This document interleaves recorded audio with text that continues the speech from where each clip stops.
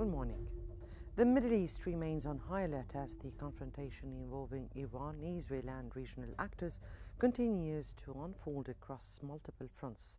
In recent hours, new strikes, missile launches and rising tensions in Lebanon and the Gulf have underscored the volatility of the situation, raising growing concerns about the risk of further escalation across the region.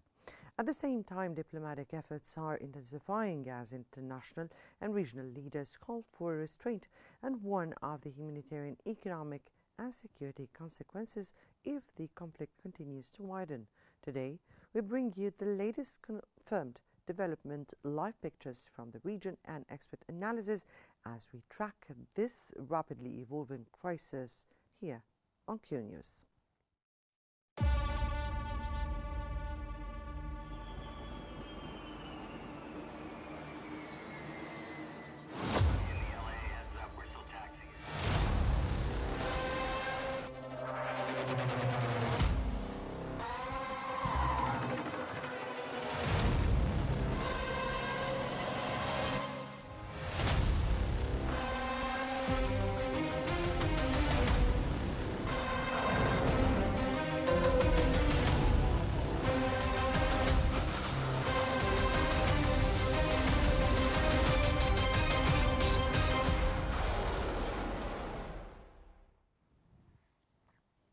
The latest development in the regional confrontation show the crisis entering a more dangerous phase as strikes and retaliatory attacks continue across several fronts in the Middle East. Israeli forces have carried out additional strikes in Lebanon, including attacks in central Beirut and southern suburbs of the capital, following one of the largest rocket barrages launched by Hezbollah since the start of the conflict. Hezbollah has fired hundreds of rockets and drones toward Israeli targets in northern Israel, with Israeli officials vowing to intensify military operations in response. The violence has triggered a growing humanitarian crisis in Lebanon, where hundreds of people have been killed and hundreds of thousands displaced as Israeli airstrikes hit areas in Beirut and southern Lebanon. At the same time, the wider confrontation involving Iran continues to impact the Gulf region and global energy markets. Iran has warned that disruptions to oil supplies could push prices dramatically higher, while attacks on shipping and energy infrastructure in the region have raised concerns about the security of vital maritime routes. The crisis is now approaching its second week, with leaders in Iran, Israel and the United States signaling that they are prepared for a prolonged confrontation as international calls for de-escalation continue. For now, the situation remains highly fluid as military activity continues across multiple fronts and diplomatic efforts struggle to contain the widening regional crisis.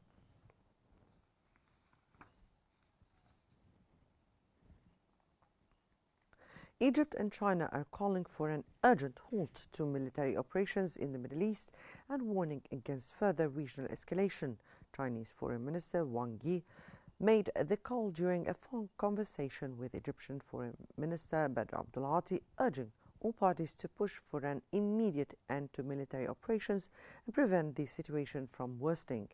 Abdulati briefed Beijing on Egypt's position, expressing deep concern over the war and calling for restraint in line with a recent UN Security Council resolution. For his part, Wang said China and Egypt, as responsible countries, support resolving regional crises through dialogue and consultation and oppose the reckless use of force. He warned that a prolonged conflict would deepen civilian suffering, weigh on the regional economy and further undermine security and stability.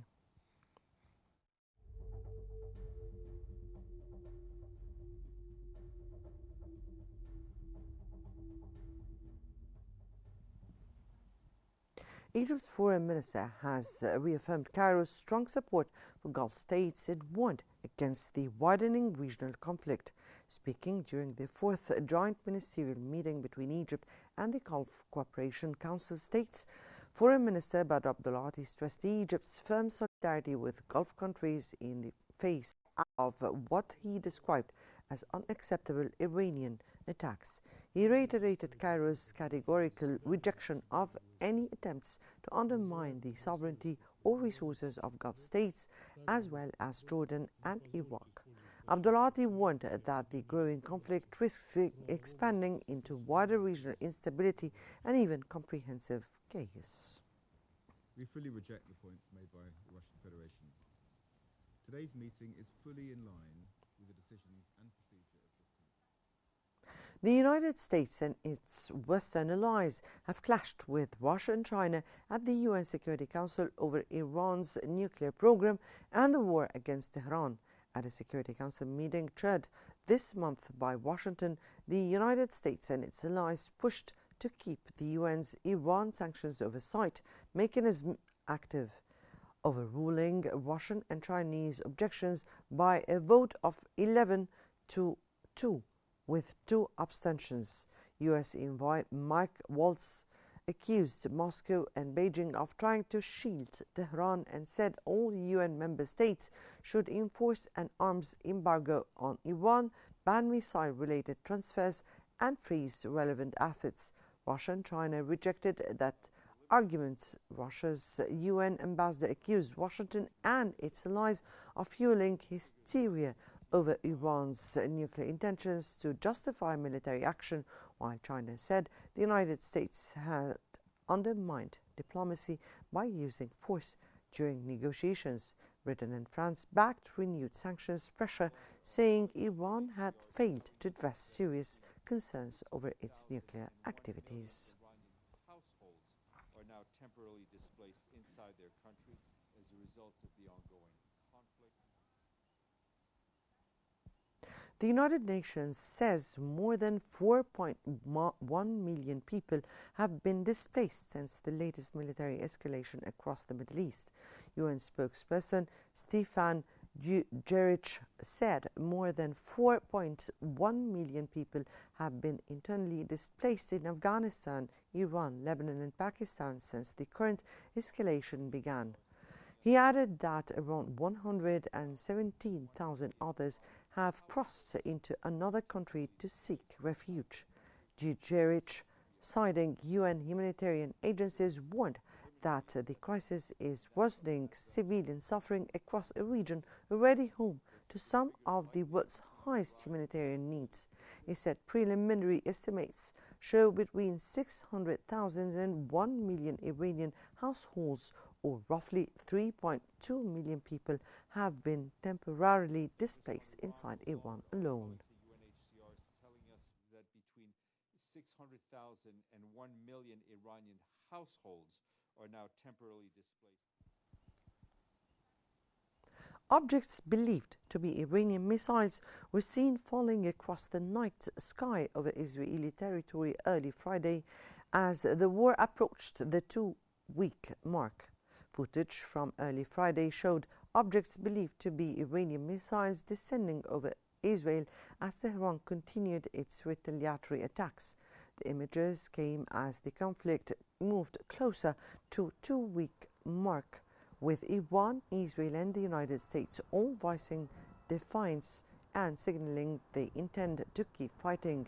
Reuters reports the war has already killed thousands, disrupted the lives of millions and shaking global markets, while missile attacks and strikes continue across several fronts in the Middle East.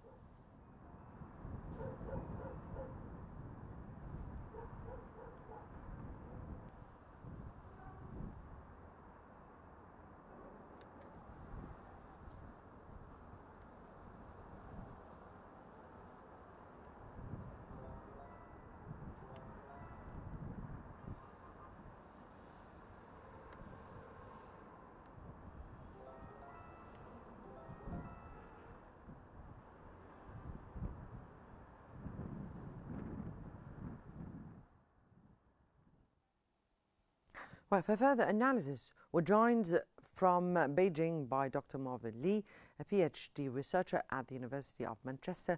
So welcome to Qnews, sir. And let me start here from Beijing's perspective. How is China interpreting the current escalation in the Middle East involving Iran, Israel and the United States? Assalamu alaikum. Shukran li istidafati. Barakallahu fikum. From the Chinese perspective, China appears to see the current escalation as extremely dangerous.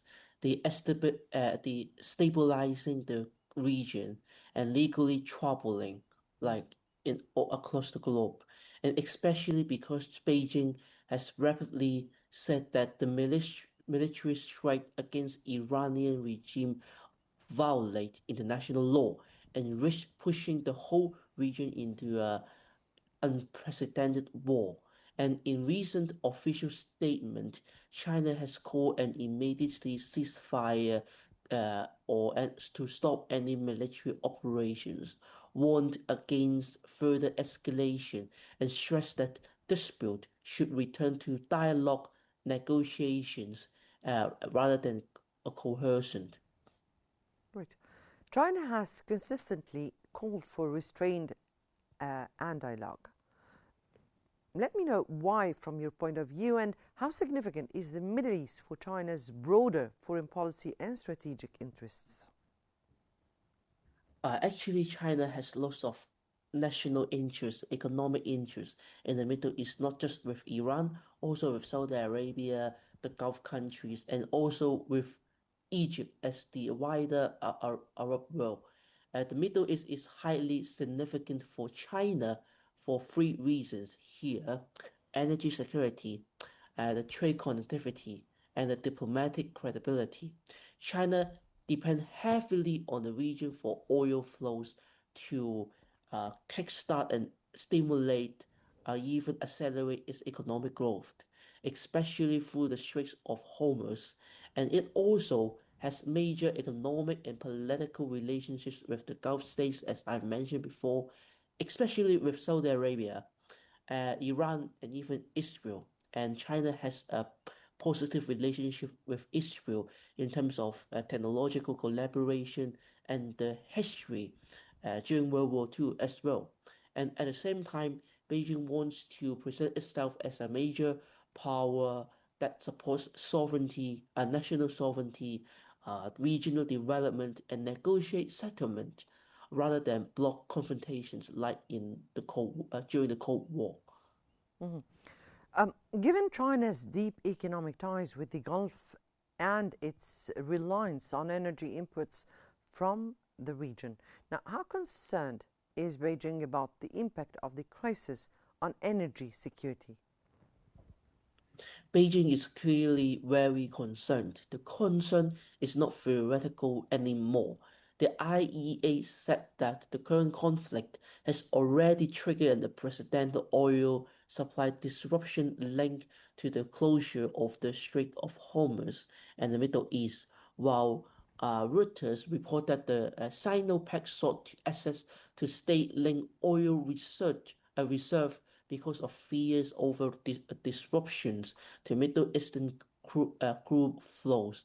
Reuters also reports that Sinopec depends on the Middle East for about 60% of its crude oil imports.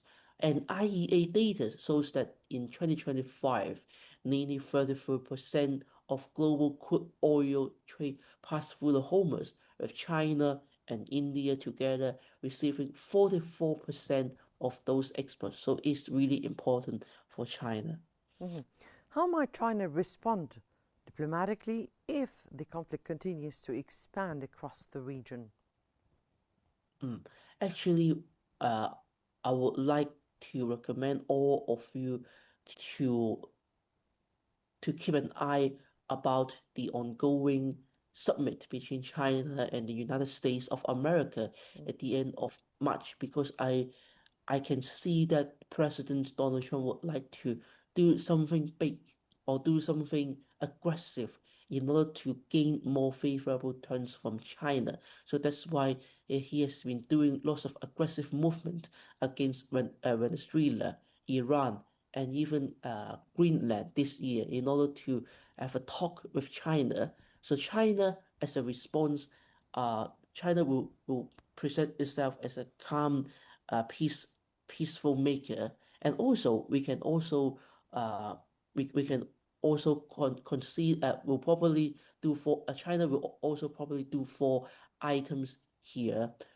Push harder at the United Nations and keep talking to all sides. For example, to talk with Iran, the Gulf states, Israel, and even USA, and focus on evacuation and protection of Chinese nationals and assets.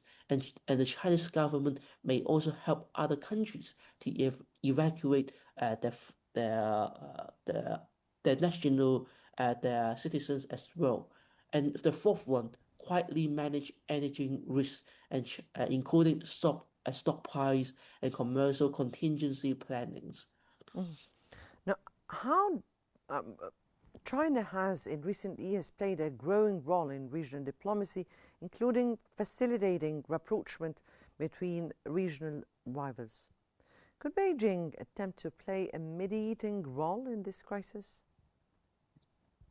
Honestly, I do not think so because the Chinese government and the Chinese people have a very lack of knowledge to mediate the regional conflict.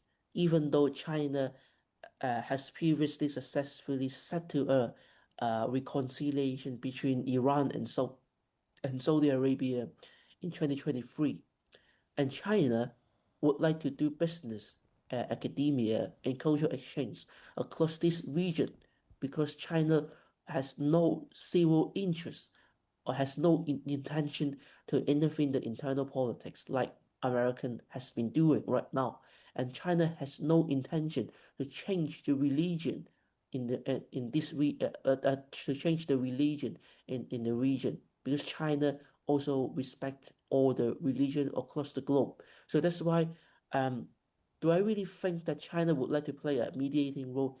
Yes, but a very limited role here because China could try to mediate politically, but not for now or for a very in a long term, step by step, or even with a low key approach. So, if China is not playing a mediating role, and at the same time, it would, from your point of view, play a limited mediating role, what do you think China, or what would be China's role in this crisis? What do you think China would do in response to this crisis?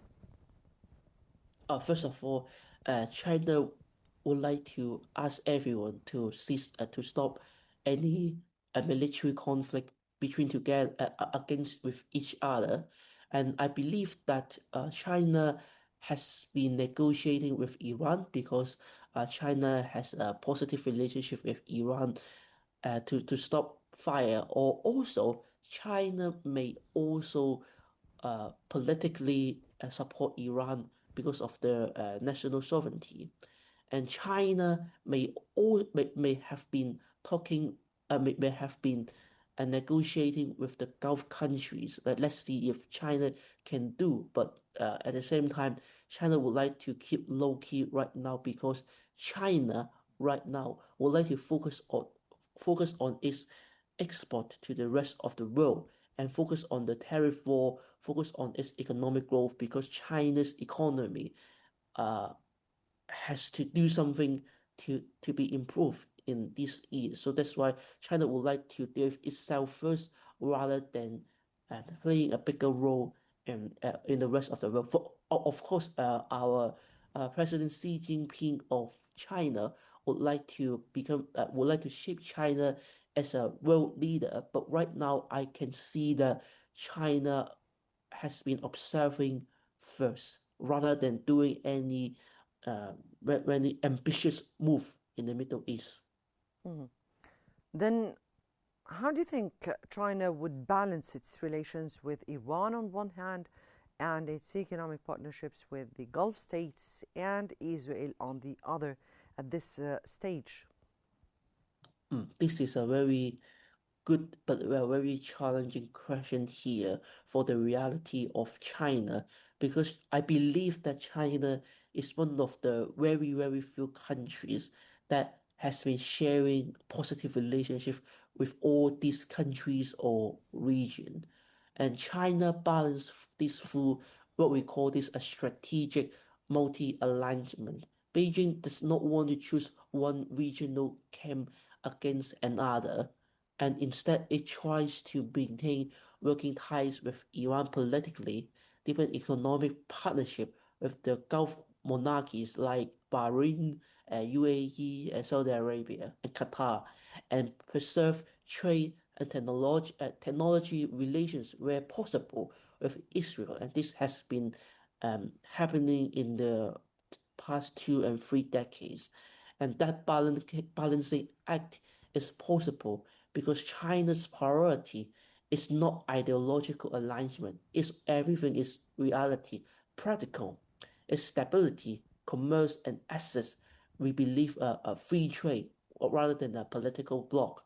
And this is an interference drawn from China's simultaneous outreach to Iran, Israel, Saudi Arabia, UAE, Oman, Kuwait, and other during the crisis.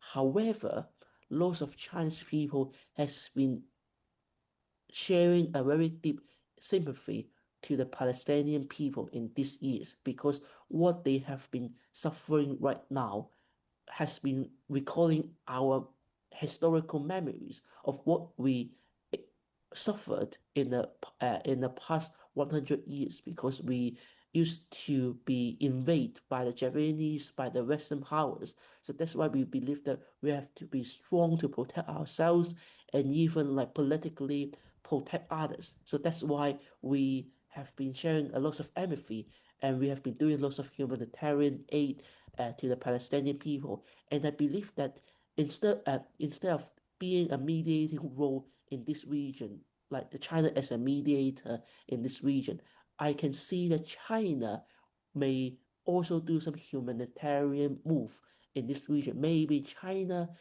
can also send troops like as a UN troops to as a peacemaking missions, or even send some humanitarian supplies to both these countries in order to shape China as a peacemaking more than a troublemaker. Mhm. From a geopolitical perspective, how might the current crisis affect the broader balance between global powers, particularly the United States and China? This is a very good question indeed. Actually, no matter the relationship between China and Japan, China and the Southeast countries, and even this topic in the Middle East, actually, I believe that is a broader topic between USA and China. Why? You can see that President Donald Trump has been doing aggressive move against Greenland, Panama, Canada, now Middle East, Venezuela. Why? Here's one ultimate target. There's Russia. No, there's China, not even Russia, because President Donald Trump is really good at geopolitical lens, and so does China as well. And both of these countries, China and USA, has been playing a very good geopolitical games here to gain more national interest. And China has been doing this since 2013 because of our national flagship project, the Belt and Road Initiative. And we have been successfully connecting with the Saudi Arabia Saudi Vision 2030, working with Egypt, working with Africa, which means that we have been gaining lots of sphere of influence. We have been gaining lots of power, heart, and support from the rest of the world, and China has become a trendy topic in this year. However, if you search online, all the news media, all the social media, lots of people has been having a very strong opinion about um about America right now. So that's why I believe that President Donald Trump is really desperate to have a talk with China in order to gain more national interest, for example, economically and politically. But I believe that China will be doing a very hardline approach to talk with USA, because China right now is more resilient than before. And actually, China has been, I believe that China has been like slowly and gradually negotiating with all countries or all participants in the Middle East. For example, Saudi Arabia and China has just signed a 5 billion deal with Saudi Arabia in terms of the military drones, and set up a factory line in Jeddah in order to strengthen the Saudi defense here. So I think this is also a political move, a very smart move to uh to contain America. What has what does America to contain America's movement in the Middle East? Right. Let me ask you some. China has always conducted a kind of policy, of a rational policy of non-direct confrontation. Rather, it has always maintained its wisdom of trying to make rapprochements towards matters. But this time we're speaking about a direct response to the escalation in the Middle East on China. So effectively, what is China would do realistically to reduce tensions and prevent wider regional confrontation? Okay, this is another good question here. Yes, indeed, China would like to avoid any direct confrontation.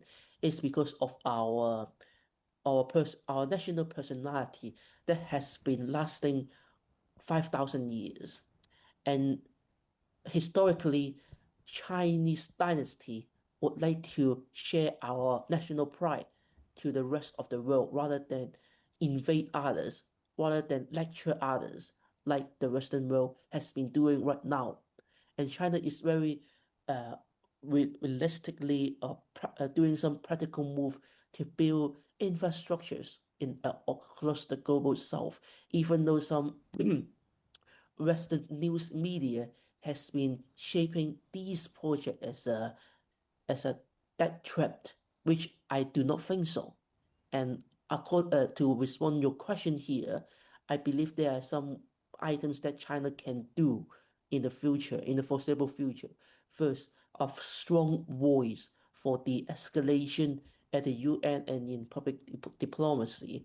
And second, a quiet intermediately through back-channel diplomacy, as I have mentioned before here, especially because it maintains relationship across rival camps here. Third, an economic stability. China would like to shape itself as a predictable country that allows foreign direct investment to stay at China, to do business in China, because I have been reading some news and report here, like lots of billionaires, millionaires in Dubai and Abu Dhabi have started moving their asset or diversifying their asset to Hong Kong and Singapore because of this unprecedented military conflict here. So I believe that But this is exactly why, Mr. Marvin, I'm asking you about what would be China's move, since we're speaking about direct consequences on the Chinese economy this time. Actually, I believe that this is a a positive and negative side here. And let's talk about the negative side of the impact of the Chinese economy. Because of the oil price, this may also impact Chinese economy, because we need lots of electricity here for production, but we have lots of contingency plan here in terms of renewable energies, buying crude oils from Russia, and natural gas from Central Asia here. But for the positive side, we have been shaping China as a safety countries that allows everyone to do business in China. And you can see the timeline here. There will be a Canton Fair Right. in April. Right, so very clear. Yes, very clear, Mr. Marvin. And from Beijing, that was Dr. Marvin Lee, a PhD researcher at the University of Manchester. We thank you so much for joining us here on Qnews.